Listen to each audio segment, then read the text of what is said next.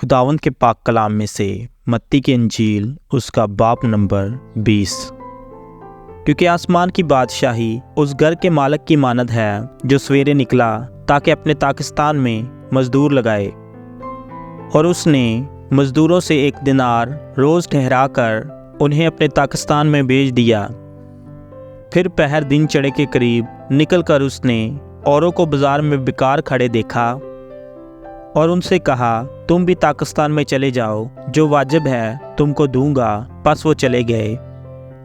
फिर उसने दोपहर और तीसरे पहर के करीब निकलकर वैसा ही किया। और कोई 1 घंटा रहे, फिर निकलकर औरों को खड़ा पाया और उनसे कहा, तुम क्यों यहाँ तमाम दिन बेकार खड़े रहे? उन्होंने उससे कहा, इसलिए कि किसी ने हमको मजदूरी पर नहीं लगाया। उसने उनसे कहा, तुम भी ताकिस्तान में चले जाओ। जब शाम हुई तो ताकिस्तान के मालिक ने अपने करिंदों से कहा कि मजदूरों को बुला और पिछलों से लेकर पहलों तक उनकी मजदूरी दे दे। जब वो आए जो घंटा भर दिन रहे लगाए गए थे, तो उनको 1-1 दिनार मिला। जब पहले मजदूर आए तो इन्होंने ये समझा कि हमको ज़्यादा मिलेगा, और इनको भी 1 दिनार मिला। जब मिला तो घर के मालिक से ये कहकर शिकायत करने लगे कि इन पिछलों ने 1 ही घंटा काम किया है, और तूने इनको हमारे बराबर कर दिया, जिन्होंने दिन भर का बोझ उठाया और सख्त धूप सही। उसने जवाब देकर उनमें से एक से कहा, मियाँ, मैं तेरे साथ बेइंसाफ़ी नहीं करता। क्या तेरा मुझसे 1 दिनार नहीं ठहरा था? जो तेरा है उठा ले और चला जा। मेरी मर्जी ये है कि जितना तुझे देता हूँ, इस पिछले को भी इतना ही दूँ। क्या मुझे रवा नहीं कि अपने माल से जो चाहूँ सो करूँ? क्या तू इसलिए कि मैं नेक हूँ बुरी नज़र से देखता है? इसी तरह आखिर अव्वल हो जाएंगे और अव्वल आखिर।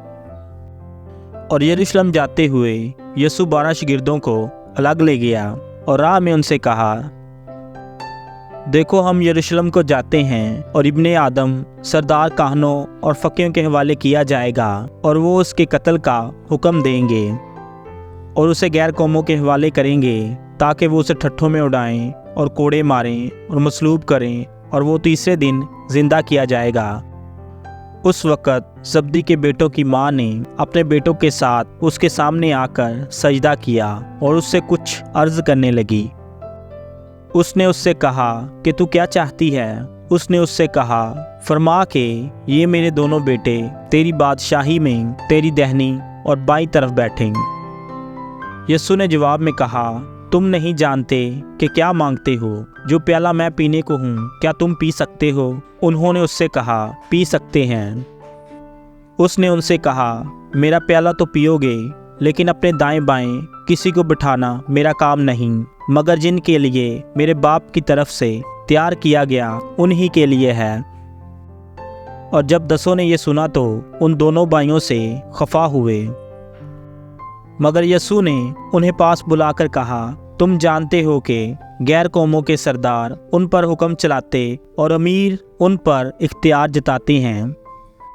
तुम में ऐसा ना होगा, बल्कि जो तुम में बड़ा होना चाहे वो तुम्हारा खादम बने, और जो तुम में अव्वल होना चाहे वो तुम्हारा गुलाम बने।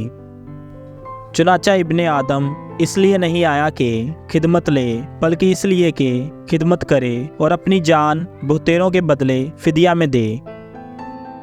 और जब वो यरू से निकल रहे थे, एक बड़ी भीड़ उसके पीछे हो ली।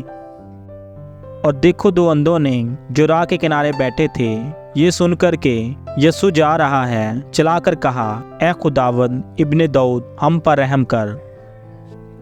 लोगों ने इन्हें डांटा कि चुप रहें, लेकिन वो और भी चलाकर कहने लगे, ऐ खुदावंद इब्ने दाऊद, हम पर रहम कर।